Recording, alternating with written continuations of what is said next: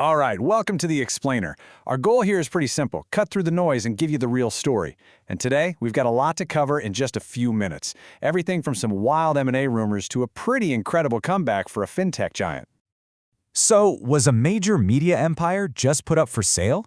Did a fintech titan just stage a massive comeback?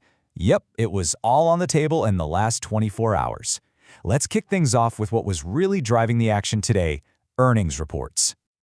So, when it comes to earnings, it really was a tale of two very different stories today. You had some companies absolutely soar on their results, while others, well, they kind of stumbled. It made for a pretty dramatic day if you're an investor. Okay, let's talk about the comeback story of the day, and that has to be PayPal. I mean, look at that number. After a really tough year, they just posted a massive 32% jump in year-over-year earnings per share.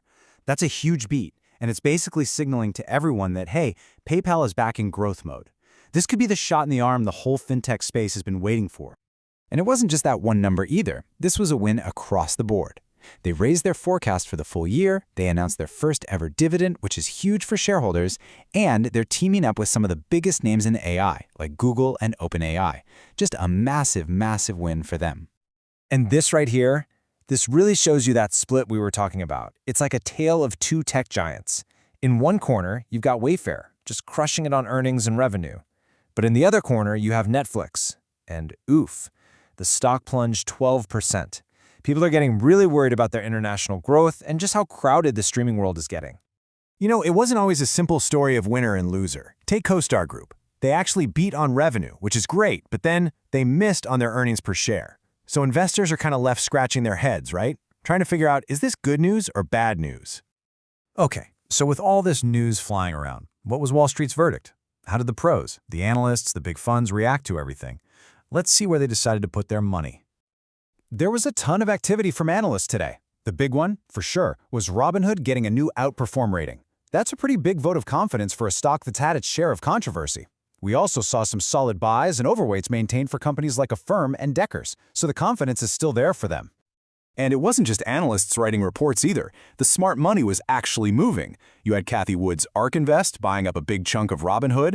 The Texas Teachers Retirement Fund upped its stake in Viva Systems. But then, on the flip side, one firm, JCSD Capital, sold its entire stake in Block. We're talking millions of dollars, just gone. But you know, maybe the biggest structural shift of the day didn't come from earnings or an analyst call.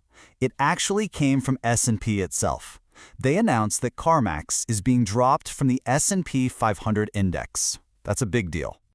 So why does that matter so much? Well, think about it.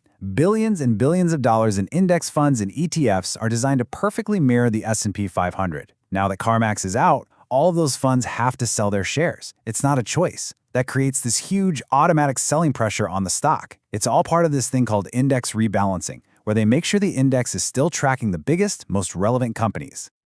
All right, let's move beyond the earnings numbers for a second, because there were some major strategic shakeups and rumors swirling around today. And I mean blockbuster stuff. Okay, the rumor of the day, the one that had everybody talking. Is Warner Bros. Discovery for sale? The reports are that management is now exploring a potential sale of the entire company. We're talking HBO, CNN, the movie studio, the whole shebang.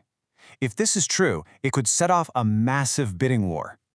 And speaking of media, in the never-ending content wars, Comcast just landed a huge punch. They basically poached Taylor Sheridan, you know, the guy who created the mega hit Yellowstone, from their rival Paramount+.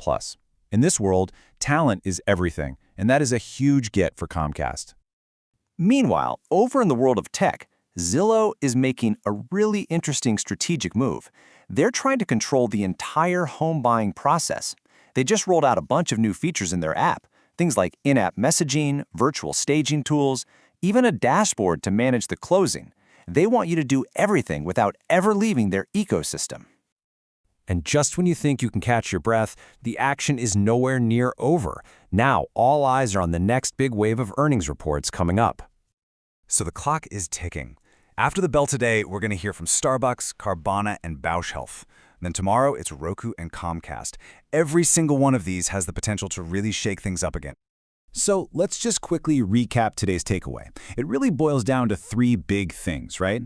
First, earnings reports created this huge divide between the winners and the losers. Second, Wall Street wasn't just watching from the sidelines. Analysts and big funds were actively placing their bets. And third, these major strategic moves are literally reshaping the media and real estate tech landscapes as we speak.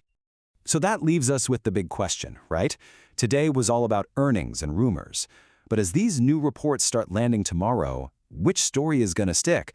Will that optimism we saw from a company like PayPal spread? Or is the caution from Netflix's report going to set the tone for the rest of the week? We're about to find out.